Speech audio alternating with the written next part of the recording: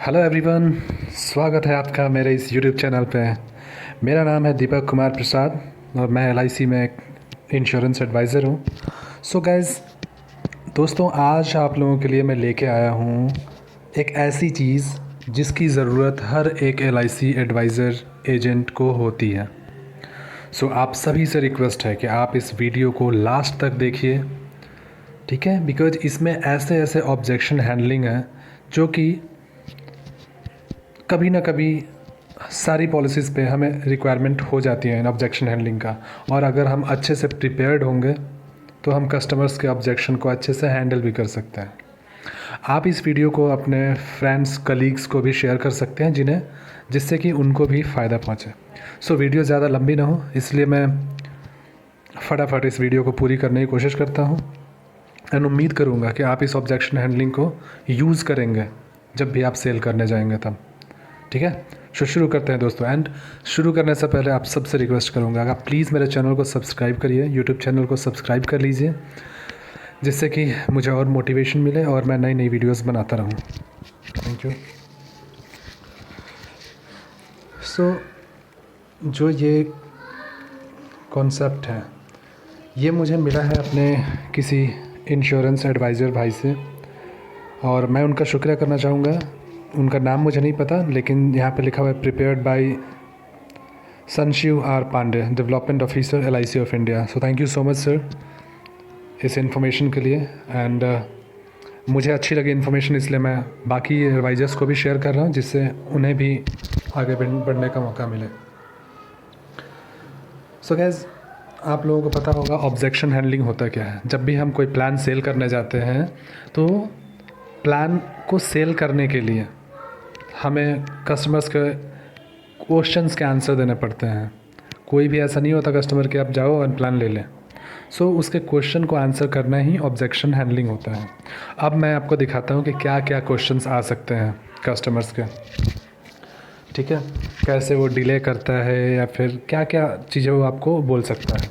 सो पहला इसमें है आपका कि मुझे बीमे की ज़रूरत नहीं है। गैस, सबसे कॉमन जो ऑब्जेक्शन है कस्टमर्स की तरफ से वो ये है। आप कभी भी जाओ, किसी को अप्रोच करो, वो यही बोलता है कि यार मुझे तो बीमे की ज़रूरत ही नहीं है। सो इसमें पहला जो ऑब्जेक्शन हैंडलिंग है, आपको ये बोलना है कि सर, बीमे की ज़रूरत आपको नहीं है, आपके परिवार को है। बीमा किस लिए होता है, आप उन्हें समझाओ कि सर बीमा ये इसलिए है बिकॉज़ आप अभी जॉब कर रहे हैं, आप अपने परिवार के लिए कमा रहे हैं, ठीक है? इन केस आप नहीं रहे तो परिवार का क्या होगा? इसलिए जो बीमा है वो आपके लिए नहीं होता। आप अगर रहेंगे तो बिल्कुल बेनिफिट तो आपको मिलेगा ही, लेकिन ना रहने पे भी परिवार को बेनिफिट मिलेगा। इसलिए ये बीमा जो है आपके साथ साथ आपके परिवार के लिए भी है। सो खैर, मैं इसे बहुत ज़्यादा डिटेल में मैं नहीं बताऊंगा बिकॉज़ 45 के करीब ऑब्जेक्शन हैंडलिंग है एंड मुझे जल्दी जल्दी ख़त्म करना है। आप लोग इस वीडियो को सेव कर सकते हो, स्क्रीनशॉट लेकर रख सकते हो हर एक ऑब्जेक्शन हैंडलिंग का। जो दूसरा है ऑब्जेक्शन हैंडलिंग, वो है कि मुझे बीमे की ज़रूरत नहीं है का मैं आगे और आंसर दे रहा हूँ। सर, बीमा तभी लिया जाता है जब उसकी ज़रूरत ना हो, क्योंकि जब ज़रूरत होती है तो ये मिलता ही नहीं है। ये भी फैक्ट है गाइस कि बीमा तभी कोई ले सकता है जब उसकी ज़रूरत ना हो। बिकॉज़ ज़रूरत कब पड़ती है? जब वो जॉबलेस हो जाता है, बीमार हो जाता है, या फिर उसकी फैमिली को ज़रूरत होती है, फैमिली वाले सर्च करते हैं अगर उसकी डेथ होती है तो। सो आप कस्टमर को समझाइए कि सर बीमा अभी ले लीजिए बिकॉज़ अभी ज़रूरत नहीं है आपको, बिकॉज़ ज़रूरत पड़ने पे बीमा आपको नहीं मिल सकती। इसका तीसरा ऑब्जेक्शन है, सर अगर आपके पास सोने का अंडा देने वाली मुर्गी है तो आप किसका इंश्योरेंस कराओगे, मुर्गी का या अंडे का? यहाँ पे मुर्गी और अंडे से मतलब है गाइस, यहाँ पे मुर्गी ही कस्टमर है, यानी कस्टमर रहेगा तभी तो वो कमाएगा, पैसे लेके आएगा घर पे। सो उसे खुद का इंश्योरेंस कराना चाहिए। लेकिन अभी हम करते क्या है कि हम अपना इंश्योरेंस नहीं कराते, कार का, बाइक का या बाकी चीज़ों का इंश्योरेंस करा लेते हैं, ठीक है? तो आप इस तरह से कस्टमर्स को बता सकते हो। नेक्स्ट जो है इसी क्वेश्चन का जो आंसर कि मुझे बीमा की ज़रूरत नहीं है। सो इसमें आप ये भी बोल सकते हो, सर कार में कितने पहिए होते हैं? 4 ही पहिए होते हैं ना, बट स्टिल लोग स्टेपनी लेके क्यों चलते हैं? 5वां पहिया क्यों रहता है? इसलिए ना कि इन केस कभी ज़रूरत पड़े, टायर पंचर हो जाए तो उन्हें कहीं फंस ना जाए वो। सो इसी तरह इस लाइफ का जो सफ़र है उसमें लाइफ इंश्योरेंस एक स्टेफनी का काम करता है जो मुसीबत के समय आपके काम आएगा। इसका अगला ऑब्जेक्शन है मुझे बीमे की ज़रूरत नहीं है। सर इसमें आप ये बोल सकते हो सर बच्चा फेल हो जाए तो चलेगा, लेकिन बाप फेल नहीं होना चाहिए। बच्चा अगर एग्ज़ाम क्लियर नहीं कर पाया तो वो अगले साल क्वालिफाई कर सकता है, मगर फादर एक साल में पूरा खर्चा कैसे ला पाएंगे। नेक्स्ट है मुझे बीमा की ज़रूरत नहीं है। सेम क्वेश्चन है, इसमें आप कस्टमर को पेंशन प्लान या फिर वेल्थ बिल्डिंग इन प्लान्स के बारे में बता सकते हैं। ठीक है, अब मैं यहाँ पे एक शीट आपको दिखाऊंगा। इस शीट को आप यूज़ कर सकते हो अपने टारगेट एंड गोल्स के लिए, राइट। सो नेक्स्ट ऑब्जेक्शन मेरा आएगा वो है कि मेरे पास पहले से ही पॉलिसी है। ये भी बहुत ऑब्जेक्शन आते हैं कस्टमर्स के। सो इसके लिए भी कई रिबटल्स हैं यहाँ पे, ऑब्जेक्शंस हैंडलिंग है। आप बोल सकते हो सर बीमा गिनने की चीज़ नहीं है, ये तोलने की चीज़ है। कितने लाख का कवर है आपका, आप उससे प्रूव करिए। अगर बोलता है कि मेरे पास 5 लाख का है तो आप उससे बताइए कि बीमा कितने का होना चाहिए। इसका दूसरा ऑब्जेक्शन हैंडलिंग है कि कस्टमर्स का आप चेक करिए कि उसका HLV के हिसाब से रिस्क कवर है या नहीं। पेंशन प्लान, बच्चों के एजुकेशन के लिए, शादी के लिए पूरी प्लानिंग उसने करी है कि नहीं। अगर नहीं करी है तो आप उसको समझाइए कि सर ये आपने एक प्लान ले रखा है, ये तो आपके इस नीड को पूरा करेगा, बाकी नीड्स का क्या होगा सर। नेक्स्ट इसकी ऑब्जेक्शन हैंडलिंग है, मेरे पास पहले से ही पॉलिसी है का, जहाँ पहले से बीमा हो वहाँ आप सर्विसिंग का नियत से जाइए। बिल्कुल, जैसे कई बार होता है ना कि आपको पता चल गया कि भाई उसके पास पहले से बीमा है, तो आप जब भी उससे मिलो तो सर्विसिंग की नियत से आप उससे पूछो सर कोई हेल्प की ज़रूरत है, आपने प्रीमियम पे किया है। आप ये सब पूछ कर खुद उनसे उसकी हेल्प करिए, बाद में उससे पॉलिसीज़ मिल सकती हैं।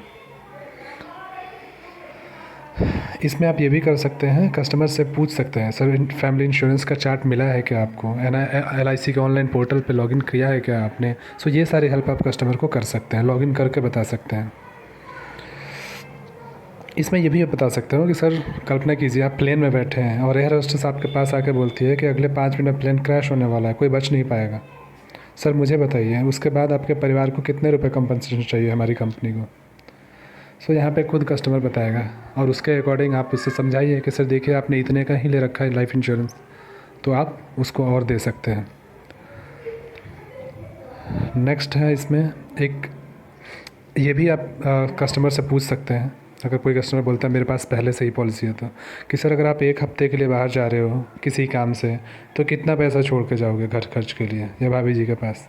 कस्टमर का जो भी आंसर होगा उसके बाद आप उसे बोलो कि सर 1 महीने के लिए जा रहे हैं, तब फिर अब उससे 1 साल के लिए भी पूछ लीजिए, ठीक है, 3 साल के लिए पूछ लीजिए। इस तरह से जब आप नहीं रहोगे तो कितना छोड़ के जाओगे। नेक्स्ट इसका ऑब्जेक्शन है, आप स्टोरी के थ्रू बोल सकते हो कि सर एक बार मैं गाड़ी में जा रहा था और एक मुर्गी मेरे गाड़ी के नीचे आकर मर गई। मुर्गी मालिक ने मुझे उस मुर्गी की मृत्यु के लिए 11 लाख रुपए मांगा। उसने बोला ये मुर्गी हफ्ते में 5 अंडे देती थी, उस हिसाब से अगले 10 साल में इसकी कमाई 11 लाख की होती, जिससे मेरा नुकसान हुआ। आप मुझे 11 लाख रुपये हर जाना दीजिए। ओके, सो गाइस नेक्स्ट है ऑब्जेक्शन, खर्चे बहुत हैं पैसे नहीं हैं। ये भी आता है ना ऑब्जेक्शन। सो इसके लिए कुछ ऑब्जेक्शन हैंडलिंग्स हैं जो कि आप स्क्रीनशॉट ले सकते हैं। आप कुछ डिफरेंस समझाइए उनको कि सर सैलरीड पर्सन जिसका PF ग्रेजुएटी पेंशन सैलरी से कटता है उनमें और बिजनेसमैन में फ़र्क बताइए। रेगुलर सेविंग और जल्दी सेविंग स्टार्ट करने का इफेक्ट बताइए। आप उन्हें बोल सकते हो कि सर एक सैलरीड पर्सन तो PF ग्रेजुएटी पेंशन कटता ही है, लेकिन आप सर बिज़नेस करते हो, राइट, तो आपको भी पेंशन या PF या ग्रेजुएटी का फ़ायदा देने के लिए मैं आपके पास आया हूँ, राइट। सेम यहाँ पे लिखा हुआ है, अगर आपको 2 जॉब में से एक चुनने का ऑप्शन मिले, एक में 30,000 रुपये सैलरी हो, दूसरे में 25,000, लेकिन दूसरे वाले में कंपनी से आपको लाइफ कवर, PF और रिटायरमेंट के बाद लाइफ टाइम पेंशन मिलेगा, तो आप कौन सा जॉब प्रेफर करेंगे। सर वही तो मैं करने आया हूँ, आपका पेंशन और PF काटने। इसमें जुड़वा बच्चे की कहानी सुनाइए। अगर आपके आखिरी बच्चा जुड़वा होता है तो आप उसकी पढ़ाई और पढ़ाई और ख़र्चा कहाँ से लाते हो, उसी तरह से आप एलआईसी को सर तीसरा बच्चा मान लीजिए और उसको गोद ले लीजिए, जो कि आपको गारंटेड बुढ़ापे में ख्याल रखेगा। बाकी बच्चों का तो कुछ भरोसा नहीं है, बट एलआईसी जो एक ऐसा बच्चा है जो कि आपको गारंटेड ख्याल रखेगा। एक और कहानी है गैस, एक मुट्ठी चावल अलग रखने वाली कहानी। ये आप गूगल पे सर्च करके पढ़ सकते हैं। ये भी बहुत इंटरेस्टिंग स्टोरी है, जिससे कि आप कस्टमर का ऑब्जेक्शन को हैंडल कर पाएंगे। एक और स्टोरी के यहाँ पे दिया हुआ है, गधा के पास खाने का है और घोड़े के घास खाने में कोई फ़र्क है। ये डिस्कवरी चैनल पे एक रिसर्च स्टोरी थी, इसको भी आप सर्च करके देख सकते हैं। एक और इसका ऑब्जेक्शन हैंडलिंग है। आप पूछो कस्टमर से, सर आपकी फ़ेवरेट कार कौन सी है। वो जो भी कार बताएगा तो उससे बोलोगे, सर अगर उस पर 80% डिस्काउंट अभी मिले तो आप क्या करोगे, आप खरीदोगे या नहीं। तो आप उसे समझाओ, सर जो लाइफ इंश्योरेंस है ये प्रायोरिटी पे डिपेंड करता है, मनी पे डिपेंड नहीं करता। सो लाइफ इंश्योरेंस ज़रूरी है, इसको प्रायोरिटाइज़ करिए। एक और आप रिबटल दे सकते हैं कि सर आज तक इंश्योरेंस के प्रीमियम भरने से कोई गरीब नहीं हुआ है, लेकिन ऐसे बहुत लोग हैं जिन्होंने इंश्योरेंस नहीं लिया और आज उनका परिवार गरीबी में जीवन जी रहा है। ये सारे ऑब्जेक्शन हैंडलिंग है गैस, खर्चे बहुत हैं, पैसे नहीं है का। इसमें एक और है, सर लोन लेते समय लोग मंथली सैलरी का 50% से ज़्यादा देने को तैयार हो जाते हैं और भविष्य में कभी इनकम कम हो जाएगी या जॉब नहीं रहेगी तो सब उसी की चिंता करते हैं, लेकिन कोई लाइफ इंश्योरेंस नहीं लेना चाहता, जो कि सबसे अच्छी प्रोडक्ट है। एक नेक्स्ट ऑब्जेक्शन है गैस कि बाद में आओ, अगले हफ्ते, अगले महीने या अगले साल। अब इसके कुछ ऑब्जेक्शन हैंडलिंग्स हैं, जैसे कि सबसे पहले आप उसका रीज़न जानने का प्रयास करो कि वो क्यों अगले हफ्ते या अगले साल या अगले महीने बुला रहा है। ठीक है, आप उससे टाइम लो, लेकिन एक बात का ध्यान रखना, 3 बार से ज़्यादा कभी किसी का डेट ना लें, बिकॉज वो टाइम वेस्ट है आपके लिए। इसमें क्लोज एंडेड सेल बनाने की कोशिश करें। जो क्वेश्चन करता है ना, बाद में आओ, अगले हफ्ते आओ, अगले महीने आओ, चेक करें नज़दीक में उसके परिवार में या किसी का बर्थडे है या शादी या सालगिरह या त्यौहार है कि नहीं, और उस दिन उसको अप्रोच करें या फिर उसको बेसिस बना के उसे प्लान सेल करें। नेक्स्ट है वाइट गुड, जैसे fridge, TV, mobile, car. Sir जितना लेट आप खरीदेंगे उतना सस्ता तो मिलेगा, ये सब जो फिज़िकल चीज़ें हैं, लेकिन इंश्योरेंस एक ऐसी चीज़ है कि आप जितना लेट खरीदेंगे उतना महंगा होता जाएगा, इसीलिए सर अभी ले लीजिए। कोई भी सामान खरीदने के लिए सिर्फ पैसे की ज़रूरत होती है, लेकिन सर एक बात का ध्यान रखें, इंश्योरेंस लेने के लिए आपके पास पैसा, सेहत और इनकम प्रूफ की ज़रूरत होती है। अभी ये सब है आपके पास तो अभी बीमा ले लीजिए, बात का कोई भरोसा नहीं है। हम नहीं एक्सपेक्ट कर सकते कि हमेशा पैसा रहे हमारे पास, अच्छा हमेशा हमारी सेहत अच्छी रहे और इनकम भी रहे। सो अभी सही टाइम है लेने का इंश्योरेंस। शादी, बच्चा और पॉलिसी, ये तीनों चीज़ में कभी डिले नहीं करना चाहिए। बिल्कुल सर, ये प्रूवन फैक्ट है। एक और चीज़ आप बोल सकते हैं सर कि 50 साल की उम्र या जब तक आप स्वस्थ अच्छा है, आप लाइफ इंश्योरेंस को रिजेक्ट तो कर सकते हो, लेकिन अगर स्वस्थ सही नहीं रहा या 50 से ऊपर हो गया केस तो इंश्योरेंस आपको रिजेक्ट कर देगा। इसीलिए अभी सही समय है लेने का इंश्योरेंस। एक और चीज़ आप लोग याद रखिए, इंश्योरेंस एडवाइज़र्स भाई साहब, सभी के प्रोस्पेक्टिंग कस्टमर बीमा कभी नहीं खरीदते हैं, तो ना खरीदने वाले कस्टमर्स को पहचानिए और उन पर ज़्यादा समय बर्बाद ना करिए। प्रोस्पेक्टिंग का नंबर आपके पास इतना ज़्यादा होना चाहिए कि आप घर से निकलो तो ये ना सोचो कि कहाँ जाऊँ, जबकि ये सोचो कि कहाँ कहाँ जाऊँ। सो प्रोस्पेक्टिंग बहुत ज़्यादा करिए आप। अब आपके लिए अगला ऑब्जेक्शन है कि मैं अपनी वाइफ या पिताजी या भाई से पूछ के बताऊँगा।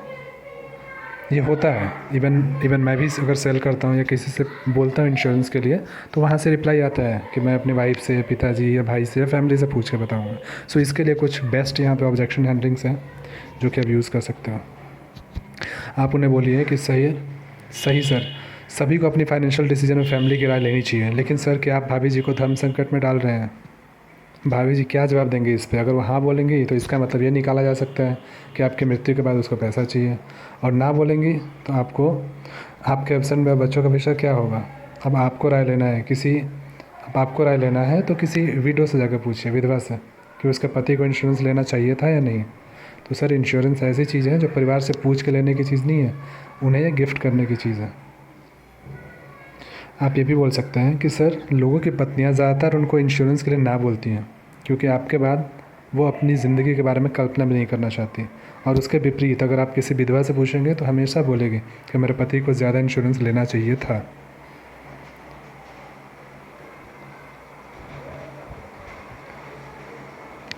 अब इसमें गैस जो नेक्स्ट ऑब्जेक्शन है कि LIC में ब्याज कम मिलता है। सो इसके कुछ बेहतरीन ऑब्जेक्शन हैंडलिंग्स है यहाँ पे कि सर मार्केट में मूलधन की गारंटी नहीं है और आप ब्याज के चक्कर में पड़े हैं, ये बोल सकते हैं। दूसरा आप ये बोल सकते हैं कि सर इंश्योरेंस रिटर्न्स के लिए नहीं खरीदा जाता, आपके बाद आपकी फैमिली को दिक्कत ना हो इसलिए इंश्योरेंस खरीदा जाता है। अगला रिवर्टल है सर LIC में आपको 6% तक ही रिटर्न्स मिलेगा, लेकिन इसके अलावा आपको इतनी सारी बेनिफिट मिलेगी, आप उनको अदर बेनिफिट्स के बारे में बताइए। अदर बेनिफिट्स में आप ये बोल सकते हैं कि सर आपको सेक्शन 80C में टैक्स बेनिफिट मिलेगा, जब पैसा इन्वेस्ट करेंगे तो टैक्स बेनिफिट तो होगा ही। दूसरी इसमें जो बेनिफिट है एडिशनल में वो ये बोल सकते हैं सर सेक्शन 10D में जब मैच्योरिटी मिलेगी तो वो भी टैक्स फ्री होगा। तीसरी बेनिफिट सर अगर आपका पहला प्रीमियम ही भरा होगा आपने और मृत्यु हुई तो पूरा का पूरा सम एश्योर्ड मिलेगा, और आप ब्याज की बात कर रहे हैं। आपके मूलधन और मिले हुए बोनस की 110% गारंटी है सर। मेरी सर्विस आपको nomination, survival benefit, maturity, premium भरने के लिए कहीं जाने की ज़रूरत नहीं है, सब मैं करके दूंगा। आप ये चीज़ पूरी कॉन्फिडेंस से बोलिए।